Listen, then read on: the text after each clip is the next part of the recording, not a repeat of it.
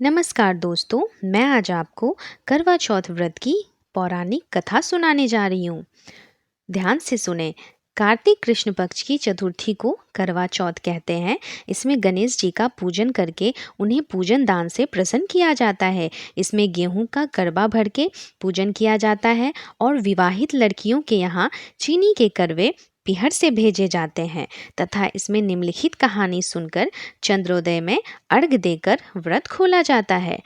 तो कथा कुछ इस प्रकार है। एक साहूकार था, उसके 7 बेटे थे और एक बेटी थी। वह सातों भाइयों की प्यारी बहन थी। एक साथ ही बैठकर खाना खाते थे। एक दिन कार्तिक की चौथ आई तो उसकी बहन ने करवा चौथ का व्रत रखा। सारे भाई भोजन करने आए और अपनी बहन से बोले, आ बहन तू भी खाना खा ले। उनकी माँ बोली, आज यह खाना नहीं खाएगी, इसका करवा चौथ का व्रत है, जब चांद निकलेगा तभी खाना खाएगी। तो उसके भाइयों ने छल कपट से जंगल में आग जलाकर छलनी में से चांद दिखा दिया। तो वह अपनी भाभियों से बोली, चलो भाभी चांद निकल आया है, अर्घ दे लो। तो उसकी भाभी बोली, ये तो तेरा चांद निकला है, हमारा तो रात को निकलेगा।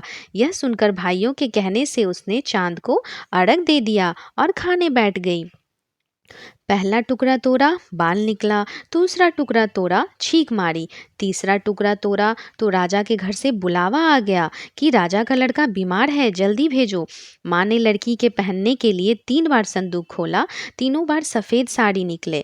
अब उसको सफ़ेद कपड़े पहनाकर ही ससुराल भेज दिया और माँ ने लड़की के पल्ले में एक सोने का सिक्का बांध दिया और बोली, रास्ते में जो भी मिले पैर पड़ती जइयो, जो तुझे सुहाग की आशीष दे उसे सोने का सिक्का दे देना और पल्ले को गांठ लगा लेना।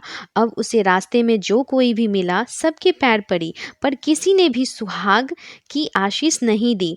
अब वह ससुराल में आई तो दरवाजे पर छोटी ननद खड़ी थी। वह उसके पैर पड़ी तो ननद बोली, सीली हो सपूती हो, 7 बेटों की माँ हो, मेरे भाई का सुख देख। अब उसने सोने का सिक्का ननद को देकर पल्ले को गांठ मार ली। उसके बाद वह अंदर आई। आकर देखा कि उसका पति मरा पड़ा है। अब वह उसे लेकर एक कोठरी में पड़ी रही। 1 साल तक उसकी सेवा करी। उसकी सास बांदी के हाथ बची खुची रोटी भिजवा देती। इस प्रकार उसे पति की सेवा करते करते 1 साल हो गया।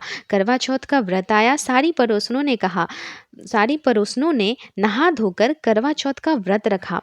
सबने सिर धोकर हाथों में मेहंदी लगाई, चूड़ियां पहनी। वह सब देखती रही। एक पड़ोसन बोली, तू भी करवा चौथ का व्रत कर ले। तब वह बोली, मैं कैसे करूं? तो वह बोली, चौथ माता की कृपा से सब ठीक हो जाएगा। उसके कहने से उसने भी व्रत रखा। थोड़ी देर के बाद करवे बेचने वाली आई। करवे लोड़ी करवे लो, भाइयों की प्यारी करवे लो। ए करवे वाली, मेरे को भी करवे दे जा। वह कहने लगी, मेरी दूसरी बहन आएगी तो वो तेरे को करवे देगी। दूसरी आई, करवे लोड़ी करवे लो, भाइयों की प्यारी करवे लो। ए करवे वाली, मेरे को भी करवे दे जा। तो वह बोली, मेरी तीसरी बहन आएगी तो वो तेरे को करवे देगी। इस तरह 5 बहन आकर चली गईं, पर किसी ने भी करवे नहीं दिए। फिर छठी बहन आई और बोली, मेरी 7वीं बहन आएगी, वह तुझे करवे देगी, बस तू रास्ते में कांटे बिखेर कर रख देना। जब वह खूब चिल्लाती हुई आएगी तो उसके पैर में कांटा चुभ जाएगा। तब तू सुई लेकर बैठ जाना और उसका पैर पकड़कर छोड़ना मत और उसके पैर का कांटा निकाल देना, तो वह तेरे को आशीर्वाद देगी। भाई जियो साईं जियो। जब वो तुझे आशीर्वाद देगी तो तुम उससे करवे मांग लेना, तब वह तुझे करवे देकर जाएगी। फिर तू उज्जवन करना, जिससे तेरा पति अच्छा हो जाएगा। अब उसने वैसा ही किया। सारे रास्ते में कांटे बिछा दिए। जब वह करवे लेकर खूब चिल्लाती हुई आई तो उसके पैर में कांटा चुभ गया। उसने उसका पैर पकड़कर छोड़ा नहीं और उसके कांटे निकाल दिए। तो उसने आशीर्वाद दिया। तब वह बोली, जब तूने मुझे आशीर्वाद दिया है तो करवे भी देकर जा। तो वह बोली, तूने तो मुझे ठग लिया। यह कहकर उसने उसे करवे दे दिए। अब करवे लेकर उसने उज्जमन की तैयारी की, व्रत रखा। राजा का लड़का ठीक हो गया और बोला, मैं बहुत सोया। वह बोली, सोए नहीं, 12 महीने हो गए तेरी सेवा करते करते। फिर उसने चौथ माता का उज्जमन अच्छी तरह से किया। अब उसने चौथ माता की कहानी सुनी और उजमन करा।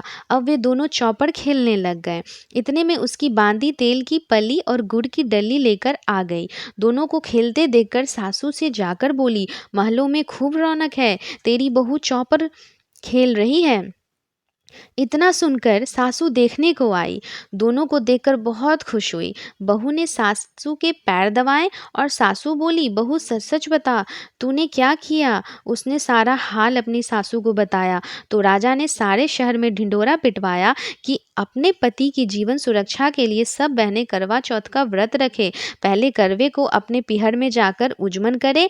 हे चौथ माता, जैसा राजा के लड़के को जीवन दान दिया वैसे सब किसी को देना। कहानी सुनते समय कटोरी में चावल ले, चांद को अर्घ देते समय ऐसा 7 बार बोले, चंदा ए चंद्रावलिए, चंदा आया बाड़ में, उठ सुहागन अर्घ दे, मैं बैठी थी बाट में। काहे का तेरा कंडला, काहे का तेरा हार, सोने का मेरा कंडला, जगमुतियन का हार। कहाँ बसे तेरा पेवरा, कहाँ बसे ससुराल, आम तले मेरा पेवरा, नीम तले ससुराल, चंदा ए चंदा। तो इस तरह से करवा चौथ व्रत की कथा संपन्न हुई। धन्यवाद।